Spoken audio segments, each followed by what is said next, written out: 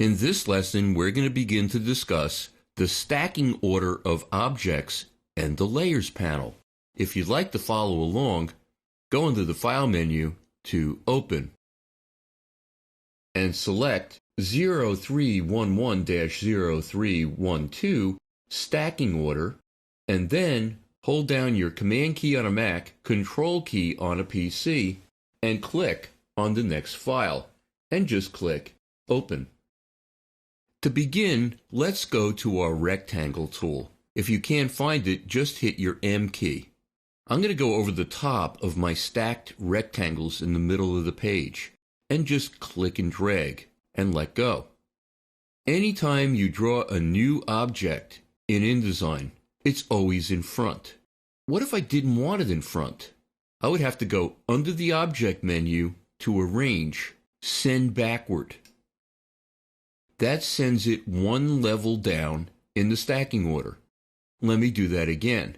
Object, Arrange, Send Backward. Now it's two levels down in the stacking order from where it started. Let me send it all the way to the back.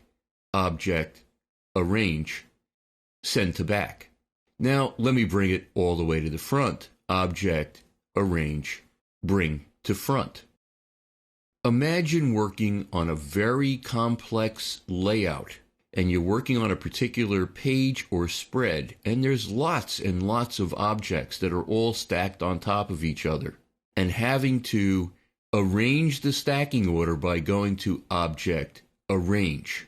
That would make it very difficult working on your layout.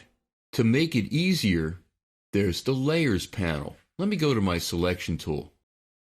Before we go any further, I just wanted to point out, if you want your panels to look exactly like mine, make sure to choose the Typography workspace from under your Workspace pop-up. If you go to your Layers panel, you'll see that there's one layer anytime you open a brand new document, but you can add additional layers. Well, what exactly are layers? Imagine you have a cardboard box, and you start stacking objects in your cardboard box. Let me hit the little disclosure arrow next to layer 1, and you'll see there's a lot of objects in there. In recent versions of InDesign, you can see each and every object in a layer just by clicking that little disclosure arrow. This is a lot more like Adobe Illustrator, and it offers a tremendous amount of control over the stacking order of objects. Let me close that little disclosure arrow just by clicking on it again. And I'm going to create another layer just by clicking the New Layer button at the bottom of the panel. Let's get back to our cardboard boxes. Imagine this bottom layer is a cardboard box, and I have a bunch of similar objects stacked in it. To give me more control, creating a new layer or cardboard box to stack additional objects in will give me a lot more control. So there's a stacking order within each layer. There's also a stacking order of my layers themselves, or my cardboard boxes. It makes it much easier to have a lot more control over your objects. How do I get this control? Well, let me show you. You can see that each one of my objects has a visibility eye next to it. If I click on that eye, watch what happens to my top rectangle. You can't see it. It's still there, but you can't see or select it.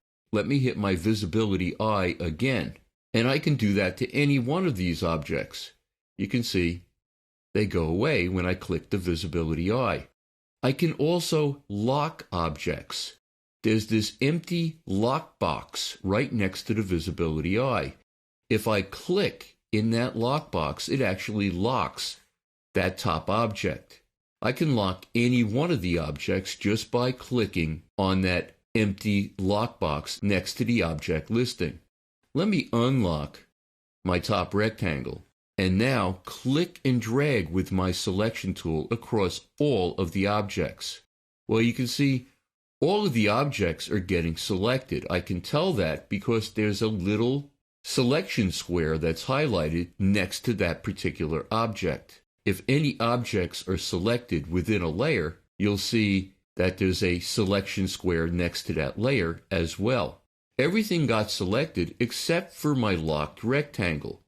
So this makes it easier to choose what gets selected and what doesn't.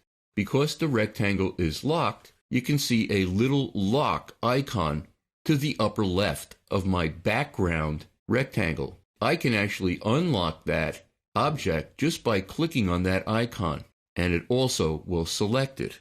Objects in my Layers panel are named by the Layers panel itself. You can see that I have a lot of rectangles stacked on top of each other, then some type.